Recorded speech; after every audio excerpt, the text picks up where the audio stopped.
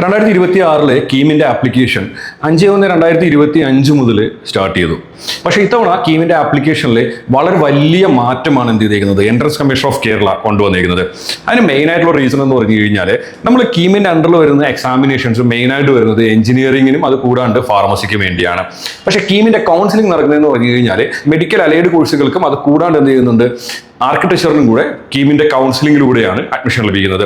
നമ്മൾ കഴിഞ്ഞ വർഷം വരെ നോക്കുന്ന സമയത്ത് എന്ന് പറഞ്ഞു കഴിഞ്ഞാൽ കീമിന് ആപ്ലിക്കേഷൻ കൊടുക്കുന്ന സമയത്ത് എഞ്ചിനീയറിംഗിനും അത് കൂടാണ്ട് ഫാർമസിക്കും കൂടെ ചേർത്തിട്ട് ഒരു സിംഗിൾ ആപ്ലിക്കേഷനാണ് കൊടുത്തിട്ടുണ്ടായിരുന്നത്. അത് കൂടാണ്ട് കേരളത്തിൽ ആർക്കിടെക്ചറിനും അത് കൂടാണ്ട് മെഡിക്കൽ അലൈഡ് കോഴ്സുകൾക്കും അഡ്മിഷൻ നേടാനായിട്ട് ആഗ്രഹിക്കുന്ന വിദ്യാർത്ഥികൾ ജസ്റ്റ് ആപ്ലിക്കേഷൻ കൊടുക്കുകയും അതിനുശേഷം നാറ്റയുടെ സ്കോർ എന്തെങ്കിലും കീമിനകത്തോട്ട് അപ്ലോഡ് ചെയ്ത് കൊടുത്തതിന് ശേഷമാണ് ആർക്കിടെക്ചറിന്റെ അഡ്മിഷൻ നടക്കുന്നത്. അത് കൂടാണ്ട് നീറ്റിന്റെ സ്കോർ കീമിന്റെ സൈറ്റിലോട്ട് അപ്ഡേറ്റ് ചെയ്ത് കൊടുത്തതിന് ശേഷമാണ് മെഡിക്കൽ അലൈഡ് കോഴ്സുകളുടെ അഡ്മിഷൻ നടന്നിട്ടുണ്ടായിരുന്നത്. സോ കഴിഞ്ഞ വർഷം വരെ നടന്നുകൊണ്ടിരുന്ന ഒരു പ്രോബ്ലം എന്ന് പറഞ്ഞു കഴിഞ്ഞാൽ കീമിന് അപ്ലൈ ചെയ്യുന്ന സമയത്ത് എന്ത് ചെയ്യും അവർ ഫാർമസിക്കും എഞ്ചിനീയറിംഗിനും കൂടെ ചേർത്ത് സിംഗിളായിട്ട് ആപ്ലിക്കേഷൻ കൊടുക്കുകയും പല വിദ്യാർത്ഥികളും എന്ത് ചെയ്യും ഒന്നുകിൽ എഞ്ചിനീയറിംഗോ അല്ലെങ്കിൽ ഫാർമസിയുടെ എക്സാം മാത്രം എഴുതുന്ന ഒരു പ്രവണതയുണ്ടായിരുന്നു. അപ്പം ഒത്തിരി വിദ്യാർത്ഥികൾ എന്ത് ചെയ്യുന്നുണ്ട് വെറുതെ ആപ്ലിക്കേഷൻ കൊടുത്തിട്ട് എക്സാമിന് പോകാതിരിക്കുന്ന ഒരു പ്രവണത കഴിഞ്ഞ വർഷം വരെ ഉണ്ടായിരുന്നു. അപ്പോൾ അത് മാറ്റാനായിട്ട് എന്ത് ചെയ്തിട്ടുണ്ട് ഇത്തവണ ഓരോ കോഴ്സുകൾക്കും സെപ്പറേറ്റ് ആയിട്ടുള്ള ആപ്ലിക്കേഷൻ ഫീസ് വെച്ചുകൊണ്ടാണ് എന്ത് ചെയ്തിരിക്കുന്നത് ഇത്തവണ ആപ്ലിക്കേഷൻ വിളിച്ചിരിക്കുന്നത്. നമുക്ക് 1 by 1 ആയിട്ട് എല്ലാ കാര്യങ്ങളും നോക്കാം. എന്തായാലും 2025 നിന്ന് നോക്കുന്ന സമയത്ത് 2026 കീമിന്റെ ആപ്ലിക്കേഷന്റെ വലിയ മാറ്റങ്ങളാണ് എൻട്രൻസ് കമ്മീഷൻ ഓഫ് കേരള കൊണ്ടുവന്നിട്ടുള്ളത്. സോ കറന്റ്ലി 5/1/2026 മുതൽ എന്ത് ചെയ്തിട്ടുണ്ട് ആപ്ലിക്കേഷൻ ഓൾറെഡി സ്റ്റാർട്ട് ചെയ്തിട്ടുണ്ട്. നമുക്ക് ആപ്ലിക്കേഷൻ സബ്മിറ്റ് ചെയ്യാനായിട്ടുള്ള ലാസ്റ്റ് ഡേറ്റ് ഉള്ളതെന്ന് പറഞ്ഞു കഴിഞ്ഞാൽ 31/1/2026 വൈകുന്നേരം 5 മണി വരെയാണ്, ശനിയാഴ്ചയാണ് വരുന്നത്. സോ നമ്മുടെ സെർവർ ടൈം 5 മണി ആവുന്ന സമയത്തായിരിക്കും നമുക്ക് ലാസ്റ്റ് ആയിട്ട് നമുക്ക് ആപ്ലിക്കേഷൻ സബ്മിറ്റ് ചെയ്യാനായിട്ടും പേയ്മെന്റ് ഫൈനലായിട്ട് അടയ്ക്കാനായിട്ടുള്ള ഡേറ്റ് വരുന്നത്. അത് കഴിഞ്ഞതിന് ശേഷം നമ്മുടെ ലാസ്റ്റ് ആയിട്ടുള്ള സപ്പോർട്ടിംഗ് ഡോക്യുമെന്റ്സ് അപ്ലോഡ് ചെയ്യാനായിട്ടുള്ള ഡേറ്റ് എന്ന് പറയുന്നത് 7/2/2026 ആണ്. സോ സപ്പോർട്ടിംഗ് ഡോക്യുമെന്റ് എന്ന് പറയുന്നത് നമ്മുടെ റിസർവേഷനുമായി ബന്ധപ്പെട്ടുള്ള ഡോക്യുമെന്റ്സ്. അത് കൂടാണ്ട് സപ്പോസ് ഇപ്പോൾ നിങ്ങൾ NRIക്ക് ആപ്ലിക്കേഷൻ കൊടുക്കുന്നുണ്ട്, അത്തരത്തിലുള്ള ആപ്ലിക്കേഷൻസ് എന്തെങ്കിലുമൊക്കെ നിങ്ങൾ കൊടുക്കുന്നുണ്ട് എങ്കിൽ അത് സബ്മിറ്റ് ചെയ്യാനായിട്ടുള്ള ലാസ്റ്റ് ഡേറ്റ് എന്ന് പറയുന്നത് ഫെബ്രുവരി മാസം 7-ാം തീയതിയാണ് ലാസ്റ്റ് ഡേറ്റ് വരുന്നത്. നമുക്ക് അഡ്മിറ്റ് കാർഡ് ഡൗൺലോഡ് ചെയ്യാനായിട്ട് തന്നിരിക്കുന്ന ഡേറ്റ് എന്ന് പറഞ്ഞു കഴിഞ്ഞാൽ ഏപ്രിൽ മാസം 1-ാം തീയതി മുതലാണ് നമുക്ക് എന്ത് ചെയ്യാൻ വരുന്നത് അഡ്മിറ്റ് കാർഡ് നമുക്ക് ഡൗൺലോഡ് ചെയ്യാനായിട്ട് സാധിക്കുന്നത്. അത് കഴിഞ്ഞതിന് ശേഷം നമ്മുടെ എഞ്ചിനീയറിംഗ് കോഴ്സസിലോട്ടുള്ള എക്സാമിനേഷൻ വരുന്നതെന്ന് പറഞ്ഞു കഴിഞ്ഞാൽ 13/4/2026 മുതൽ 25/5/2026 വരെയാണ് എന്ത് വരുന്നത് നമ്മുടെ എക്സാമിനേഷന്റെ ഡേറ്റ് കറന്റിൽ എന്ത് ചെയ്തിട്ടുള്ളത് പറഞ്ഞിട്ടുള്ളത്. ദെൻ നമ്മുടെ വെന്യൂ എന്ന് പറയുന്നത് എവിടെ വെച്ചിട്ടാണ് നമ്മുടെ അഡ്മിഷൻ എക്സാമിനേഷൻ നടക്കുന്നതെന്ന് പറഞ്ഞു കഴിഞ്ഞാൽ വൺസ് നമ്മുടെ അഡ്മിറ്റ് കാർഡ് വരുന്ന സമയത്തായിരിക്കും നമുക്ക് എന്ത് വരുന്നത് നമ്മുടെ എക്സാമിനേഷൻ എവിടെ വെച്ചിട്ടാണ് നടക്കാൻ പോകുന്നതായിട്ട് ബന്ധപ്പെട്ടിട്ടുള്ള പ്രോപ്പർ ആയിട്ടുള്ള അപ്ഡേറ്റ്സ് ഉള്ളത്. സോ കറന്റ്ലി നമ്മുടെ നോട്ടിഫിക്കേഷനിൽ തന്നെ നമ്മുടെ എക്സാമിനേഷന്റെ ടൈമിങ്ങും നമ്മൾ എപ്പോഴാണ് എക്സാമിനേഷൻ ഹാളിൽ എത്തേണ്ടതുമായിട്ട് ബന്ധപ്പെട്ടിട്ടുള്ള വളരെ കൃത്യമായ ഇൻഫർമേഷൻസ് പറഞ്ഞിട്ടുണ്ട്. സോ നമ്മൾ എക്സാമിനേഷൻ സെന്ററിൽ എത്തേണ്ടതെന്ന് പറഞ്ഞാൽ ഉച്ചയ്ക്ക് 12 മണിക്ക് തന്നെ നമ്മൾ എക്സാമിനേഷൻ സെന്ററിൽ റിപ്പോർട്ട് ചെയ്യണമെന്നുള്ളൊരു കാര്യം വളരെ ക്ലിയർ ആയിട്ട് തന്നെ പറഞ്ഞിട്ടുണ്ട്. എക്സാമിനേഷൻ ഹാളിൽ നമ്മൾ 1:30 നമ്മൾ എന്ത് ചെയ്തിട്ടുണ്ടായിരിക്കണം എൻ്റർ ആയിട്ടുണ്ടായിരിക്കണം. അതിനുശേഷം 1:45 എന്തുണ്ടാവും ഒരു മോക്ക് ടെസ്റ്റ് നമുക്ക് ചെയ്യാനായിട്ടുള്ള ഓപ്ഷൻ അവൈലബിൾ ആണ് എന്നുള്ളൊരു കാര്യം കൂടി എന്ത് ചെയ്തിട്ടുണ്ട് പറഞ്ഞിട്ടുണ്ട്. നമുക്ക് എക്സാമിനേഷൻ ഹാളിൽ ഏറ്റവും അവസാനമായിട്ട് എൻട്രി ചെയ്യാനുള്ള ടൈം എന്ന് പറഞ്ഞു കഴിഞ്ഞാൽ ഉച്ചയ്ക്ക് 1:50 എന്താണ് എക്സാമിനേഷൻ ഹാളിൽ എൻട്രി ചെയ്യാനായിട്ടുള്ള ലാസ്റ്റ് ടൈം പറഞ്ഞിട്ടുള്ളത്. ദെൻ നമ്മുടെ എക്സാമിനേഷൻ കറക്റ്റ് 2 മണിക്ക് തന്നെ സ്റ്റാർട്ട് ചെയ്യുകയും അതിനുശേഷം അടുത്തുള്ള 3 മണിക്കൂറുകൾ അതായത് 5 മണി വരെ ആയിരിക്കും എന്തുണ്ടാവുന്നത് നമ്മുടെ എക്സാമിനേഷൻ ഉണ്ടാവുകയും ചെയ്യുന്നത്.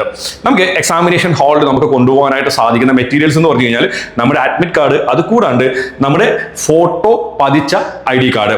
അത് എന്താണോ നമ്മൾ ആപ്ലിക്കേഷൻ കൊടുക്കുന്ന സമയത്ത് കൊടുത്തിട്ടുള്ളത് അത് അഡ്മിറ്റ് കാർഡിൽ ക്ലിയർലി പറഞ്ഞിട്ടുണ്ടാവും. ആ ഒരു ID പ്രൂഫാണ് എന്ത് ചെയ്യേണ്ടത് നമ്മൾ കൊണ്ടുപോകേണ്ടത്.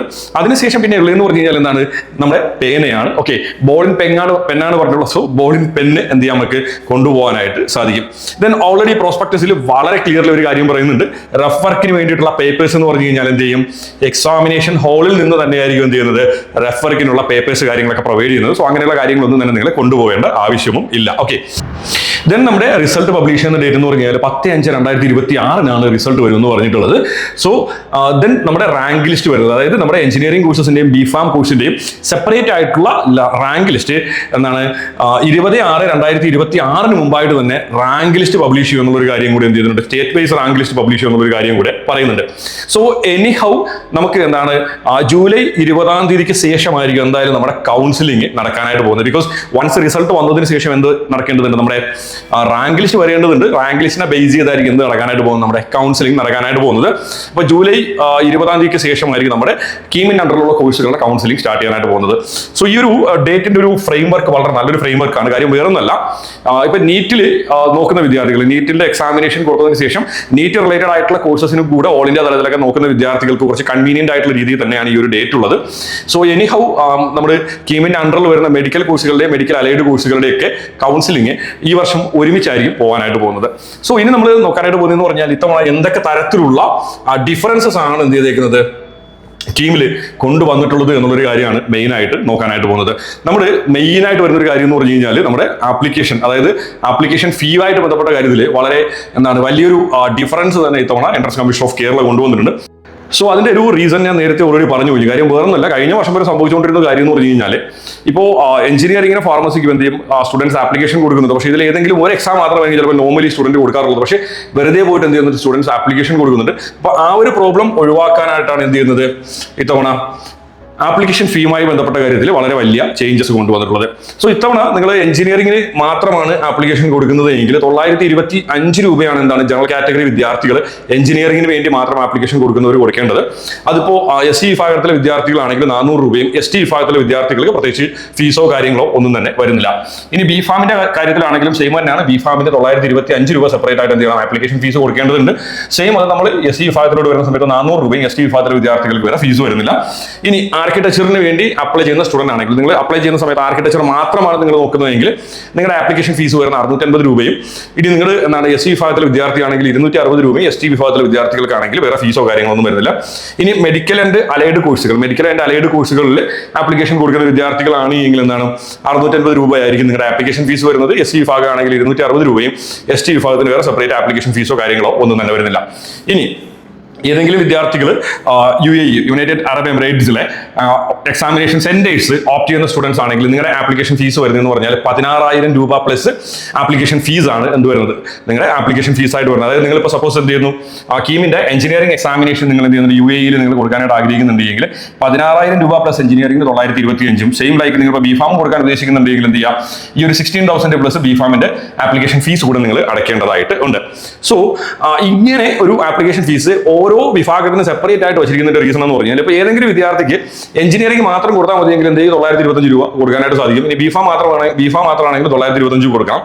ഇനി ഇത് രണ്ടും കൂടെ അപ്ലൈ ചെയ്യണമെങ്കിൽ എന്താണ്, ആള് 1,850 രൂപ എന്ത് ചെയ്യേണ്ടി വരും, ആള് ആപ്ലിക്കേഷൻ ഫീസ് ആയിട്ട് അടയ്ക്കേണ്ടതായിട്ട് വരുന്നുണ്ട്. സോ ഇതേ കാര്യം എന്ത് ചെയ്യുന്നുണ്ട്, ഒരു 4 അവർ ചെയ്യുന്നുണ്ടെങ്കിൽ എന്ത് ചെയ്യുക, ടോട്ടൽ ഫീസും ആള് കൊടുക്കേണ്ടതായിട്ട് വരും. അപ്പോൾ നിങ്ങൾ അപ്ലൈ ചെയ്യുന്ന സമയത്ത് പ്രോപ്പർ ആയിട്ട് നിങ്ങൾ എന്തൊക്കെ കോഴ്സസിനാണ് കൊടുക്കുന്നത് എന്നുള്ള കാര്യം കൃത്യമായി ചെക്ക് ചെയ്തതിന് ശേഷം മാത്രം എന്ത് ചെയ്യുക, നിങ്ങൾ ആപ്ലിക്കേഷൻ ഫീസ് കൊടുക്കാനായിട്ട് ശ്രദ്ധിക്കുക. ഇല്ല എങ്കിൽ നിങ്ങൾക്ക് എന്താണ് അഡീഷണൽ ആയിട്ട് പൈസ നഷ്ടമാവുകയും ചെയ്യും. സോ കറന്റ്ലി നമ്മൾ കീമിന്റെ അണ്ടറിലുള്ള കൗൺസിലിംഗിലോട്ട് വരുന്ന സമയത്ത് എന്ന് പറഞ്ഞാൽ കീമിന്റെ അണ്ടറിലോട്ട് 4 തരത്തിലാണ് കൗൺസിലിംഗ് നടക്കുന്നത്. ഇപ്പോൾ ഓൾറെഡി ഞാൻ നേരത്തെ പറഞ്ഞതുപോലെ നമുക്ക് എഞ്ചിനീയറിംഗിനും ഫാർമസിക്കും വേണ്ടിയിട്ട് എന്ത് നടക്കുന്നുണ്ട്, സെപ്പറേറ്റ് ആയിട്ടുള്ള എക്സാമിനേഷൻ നടക്കുന്നുണ്ട്. പക്ഷേ എങ്കിൽ നമുക്ക് എന്താണ് മെഡിക്കൽ അലൈഡ് കോഴ്സുകൾക്കും അത് കൂടാണ്ട് ആർക്കിടെക്ചർ കോഴ്സിനും സെപ്പറേറ്റ് എക്സാമിനേഷൻ ഇല്ല. മെഡിക്കൽ അലൈഡ് കോഴ്സുകളായിട്ടുള്ള MBBS, BDS, BAMS, BSMS, BHMS, BUMS, then agriculture, forestry, fisheries, veterinary, corporation and banking, climate change and environmental science, B Tech biotechnology നമ്മുടെ കേരള അഗ്രികൾച്ചർ യൂണിവേഴ്സിറ്റിയുടെ അണ്ടറിൽ വരുന്ന ബിടെക് ബയോടെക്നോളജി പോലുള്ള കോഴ്സുകൾക്ക് നീറ്റ് UG 2026 റാങ്ക് ലിസ്റ്റിന്റെ അടിസ്ഥാനത്തിലായിരിക്കും എന്ത് ചെയ്യാൻ പോകുന്നത്, കൗൺസിലിംഗ് നടക്കാനായിട്ട് പോകുന്നത്. അപ്പോൾ 2026 നീറ്റിന്റെ റിസൾട്ട് വന്നതിന് ശേഷം നമ്മുടെ റാങ്ക് ലിസ്റ്റ് നമ്മൾ കീമിന് അപ്പ് ചെയ്ത് കൊടുക്കും. ആ ഒരു റാങ്ക് ലിസ്റ്റിന്റെ അടിസ്ഥാനത്തിലായിരിക്കും എന്ത് നടക്കാൻ പോകുന്നത്, നമ്മുടെ കൗൺസിലിംഗ് നടക്കാൻ പോകുന്നത്. സെയിം ലൈക്കസ് നമ്മൾ അഗ്രികൾച്ചറിന്റെ കാര്യത്തിലൂടെ വരുന്ന സമയത്ത് national aptitude test in architecture നാറ്റയുടെ പിന്നെ റിസൾട്ടിന്റെ അടിസ്ഥാനത്തിലായിരിക്കും നടക്കാനായിട്ട് പോകുന്നത്, അഗ്രികൾച്ചറിന്റെ കൗൺസിലിംഗ് നടക്കാനായിട്ട് പോകുന്നത്. സോ എനി ഹൗ എന്ത് ചെയ്യണം, ഞാൻ ഈ നേരത്തെ പറഞ്ഞ 4 വിഭാഗത്തിലും കേരളത്തിൽ അഡ്മിഷൻ എടുക്കാനായിട്ട് ആഗ്രഹിക്കുന്ന വിദ്യാർത്ഥികൾ എന്ത് ചെയ്യേണ്ടതുണ്ട്, നിങ്ങൾ ആപ്ലിക്കേഷൻ കൊടുക്കേണ്ടതായിട്ടുണ്ട്. അതിപ്പോൾ നിങ്ങൾ നോക്കുന്നതെന്ന് പറഞ്ഞു കഴിഞ്ഞാൽ നിങ്ങൾ എന്താണ് മെഡിക്കൽ അലൈഡ് കോഴ്സുകളോ അല്ലെങ്കിൽ ആർക്കിടെക്ചറോ എഞ്ചിനീയറിംഗോ ഫാർമസിയോ എന്തായാലും നിങ്ങൾ കീമിന് ആപ്ലിക്കേഷൻ കൊടുക്കണം. അതിനുശേഷം എന്ത് ചെയ്യുക, നിങ്ങൾ പിന്നെ നെക്സ്റ്റ് വരുന്ന കൗൺസിലിംഗ് പ്രൊസീജിയേഴ്സ് ഒക്കെ പ്രോപ്പറായിട്ട് നിങ്ങൾ കൊണ്ടുപോയാൽ മാത്രമായിരിക്കും നമുക്ക് കേരളത്തിൽ അഡ്മിഷൻ ലഭിക്കുക.